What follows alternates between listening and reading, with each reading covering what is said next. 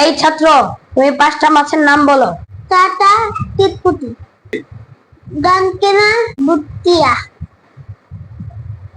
এই মাছের নাম তো 4টা হলো, আরেকটা কোথায় গেল? স্যার, আরেকটা নাগারকোনা। এগুলো কোনো মাছের নাম হলো? এগুলো কি বড় বড় মাছের নাম? স্যার, আপনি বড় মাছের কথা তো বলেন নাই। এগুলা মাছ মনে হয় না, গুড়া মাছের পাগল। আপনি মাছ হাতে বানাতে পারবেন? না, তা তো সম্ভব না। আমার 5 নাম্বার দিতে হবে।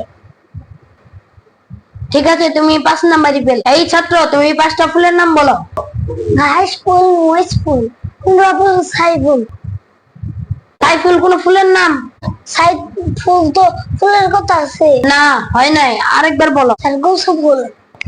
এগুলো সুন্দর ফুল। এগুলো স্যার ফুল মনে হয় না। আপনি কি এগুলা বানাইতে পারবেন? না, এগুলো তো বানানো সম্ভব না। তাহলে এগুলা ফুল মনে হয় না কেন?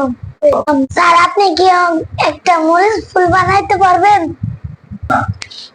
না, বানানো সম্ভব না। আপনি ফুল মনে হয় না, বড় লোকটা গরিবদের মানুষ মনে হয় না। আপনি ওইগুলো ফুল মনে করেন না। এগুলা কি আপনি বানাইতে পারবেন? না।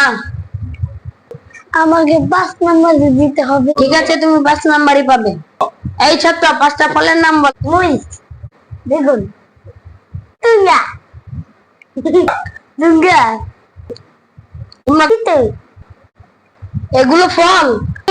বানাইতে পারবেন? না, এগুলো তো বানানো যাবে না। এই ফল মানুষ শক্তি বলে।